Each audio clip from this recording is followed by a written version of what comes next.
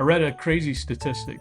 A study by Harvard Business Review found that people who set clear financial goals are 10 times more likely to achieve success than those who don't. That's huge. Hello, and welcome to Beyond the Budget, the podcast from Legacy Financial Coaching. I'm Greg Carroll, your dedicated coach and legacy architect. Here, we go beyond balancing the numbers to explore the strategies, mindset shifts, and habits that lead to true financial freedom and lasting wealth. Together, we'll tackle financial stress, unlock more freedom in your finances, and empower you to create a legacy that inspires and impacts generations to come. If you're ready to move beyond just making ends meet and start building a brighter financial future, you're in the right place. Welcome back to another episode of Beyond the Budget. I'm Greg, your legacy coach, and I'm here to help you take control of your money so you can build a legacy of financial freedom. Last week, we talked about budgeting, your game plan for managing money. How did you do? Were you inspired to at least kind of take a look at how much money you spend each and every month? Did it surprise you? When we started looking at our money, where it was going every month, we were shocked. So setting a plan for our money at the beginning of every month has been so much more rewarding and has removed a lot of unnecessary financial stress. I hope you took me up on my challenge and started to put together a plan for your money. If you still need help, reach out and let's talk. You can schedule a no-cost strategy session. The link is in the show notes. Today, we're going to be talking about the fuel that drives your plan for your money, setting financial goals. Without goals, your budget is really just numbers on a page.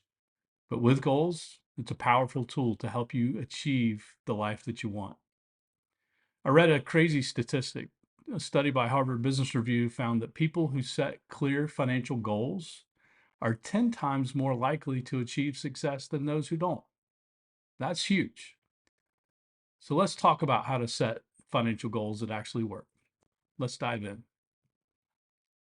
Before we get started, though, let's discuss some common objections to setting personal financial goals. You're probably saying, well, Greg, goal setting is such a 90s thing. Or we're in February now, and all the goals I had for the new year are already forgotten anyway. Why waste my time? I hear you.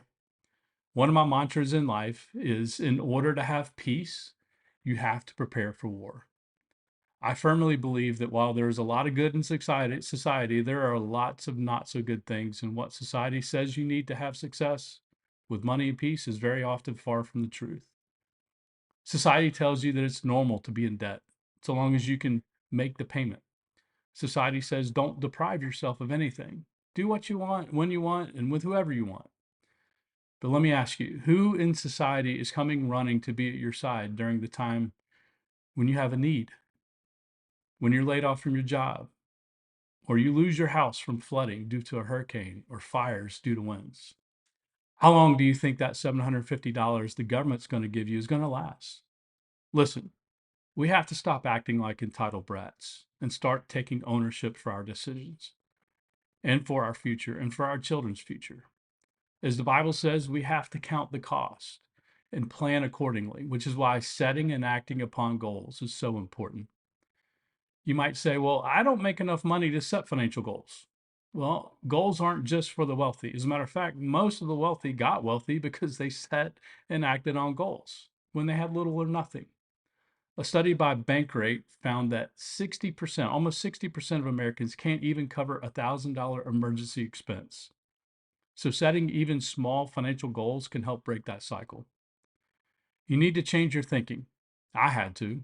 If you don't tell your money where to go, it disappears, no matter how much you make. Having a plan helps you maximize what you have. Maybe you were like me and saying, I don't want to feel too restricted. I get it. I was there. But let me tell you what I've experienced and found to be true. Setting goals for my money and budgeting has exponentially given us more freedom, not restriction. We have control of our money, not the other way around. A goal-driven budget doesn't take away your fun. It actually just makes sure that you can afford it. So why do goals matter? Well, Zig Ziglar once says, a goal properly set is halfway reached. Let's be real, money can be stressful. In fact, a 2023 CNBC survey said that 74% of Americans say financial worries are their number one source of stress. But having clear financial goals gives you focus, it gives you motivation, and most importantly, a plan to reduce that stress. In addition to being a financial coach, I also facilitate Financial Peace University. And as part of that class, we teach the 7 baby steps. Baby step 1 is to save $1,000 for an emergency starter fund.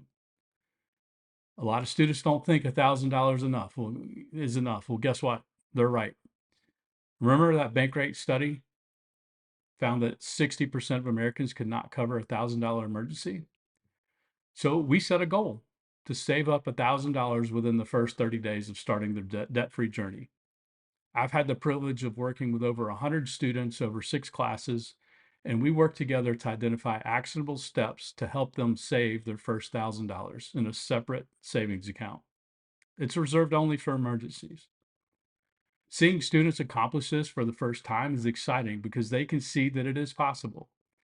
They're breaking that cycle of not saving any money at all and living paycheck to paycheck, and we celebrate with them. Sometimes this is the hardest step to accomplish, but once that goal is accomplished, their momentum starts to happen. And then we move on to help set the next goal of paying off debt. Think about what's possible for you. What's one financial goal that would actually change your life? Let's dive in about how we need to set goals. Setting goals is like I want to save money or I want to get out of debt is great, but it's too vague. So let's talk about the frameworks for setting goals. And I use a framework called the SMART framework. SMART stands for specific, measurable, achievable, relevant, and time bound. Specific, what exactly do you want to achieve? Measurable, how will you track that progress? Achievable, is it realistic based on your income and expenses and the time frame in which you're talking about? Relevant, does it align with your personal financial priorities? And then time bound, when will you achieve it?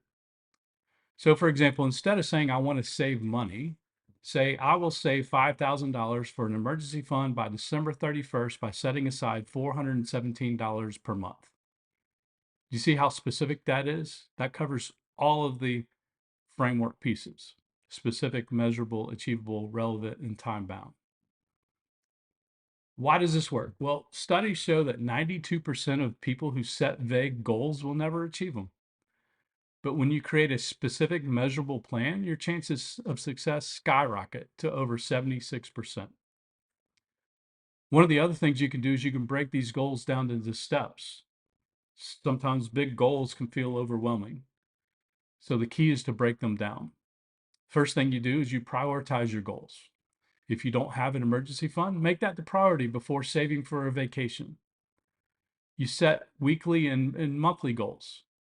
If your goal is to save $5,000 in a year, that's about $417 a month or $96 a week. When you break it down that way, it feels more achievable. And then track your progress. Use tools like the budgeting app EveryDollar or a simple spreadsheet. Seeing that progress helps keep you motivated. Did you know that Warren Buffett, one of the world's richest people, follows a 5-25 rule when setting goals? He lists 25 things he wants to achieve, then picks the top 5, forgets about the rest. Why does he do that? Well, because too many goals lead to a distraction.